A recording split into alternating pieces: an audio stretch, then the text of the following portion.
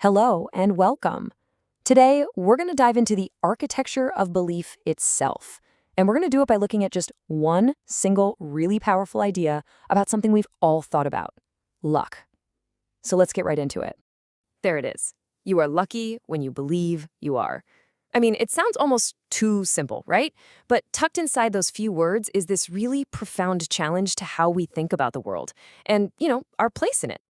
And right away, this idea presents us with what you could call the lucky paradox. It just feels like a contradiction, doesn't it? How can an internal feeling, a belief, possibly have any influence on something as random and external as luck? And that's really the heart of it. Can simply thinking you're lucky actually make you lucky? I mean, it seems to fly in the face of logic. A coin flip doesn't care about your positive attitude, and the lottery numbers definitely aren't going to change just because you're feeling optimistic. So, what is really going on here? Well, this brings us to a super important distinction. This whole idea isn't about magical thinking. It's not saying that your belief is going to stop it from raining or, prevent you from getting a flat tire. No. Instead, it suggests that your belief changes your internal world, how you see, how you interpret, and how you react to everything that happens around you. To really get this, we kind of have to break down the whole concept of luck itself. What this quote is getting at is that when we use the word luck, we're often mixing up two totally different things. So, on one side, you've got what we usually think of as luck. Let's call it external luck. That's the winning lottery ticket, right? The random chance encounter. It's a force out there in the world that happens to you. But what the quote is pointing to is internal luck. And that's a whole different ballgame. That's a personal perception, a mindset you can actually cultivate. It's not something that happens to you, it's something that happens in you. And that's the fundamental difference, right there. One is all about chance. It's completely out of your hands. But the other is about choice. The choice of how you decide to frame your life and all the things that happen in it. So, how does this actually work in the real world? If it's all about choice and mindset, then the engine driving this whole thing has to be the power of our own perception. See, in this context, a belief isn't just some passive thought floating around in your head. It's an active filter.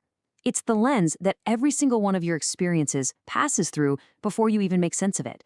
And that filter, it literally shapes your personal reality. Let's just put this idea to the test for a second. Think about someone you know who you'd consider lucky. Do you really think they just float through life without any problems?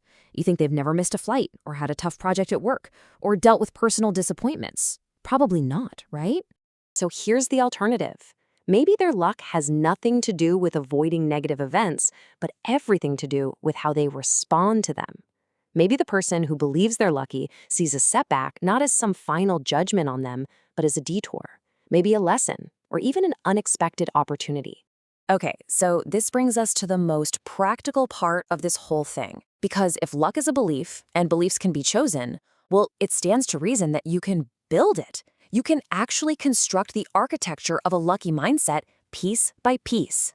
So how do you do that? Well, here's a simple framework. First, you acknowledge things.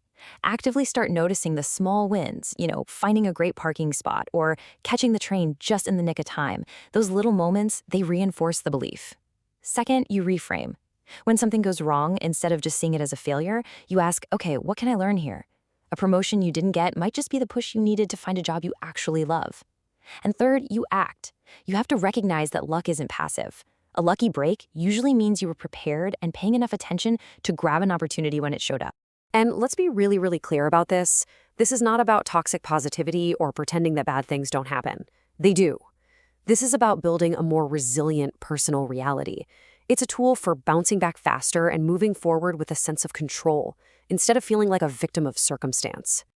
So, after looking at this one little sentence from just about every angle, we're getting near the end. And like all really powerful ideas, this one eventually stops being a statement and turns into a question aimed directly at you. It all leads to this final, really powerful thought. What if luck isn't some external thing you have to go out and find? What if it's not something you discover, but something you simply decide? Like a switch you can just flip inside your own mind. And that's really the only question that matters in the end. The answer isn't out there somewhere in the world waiting for you.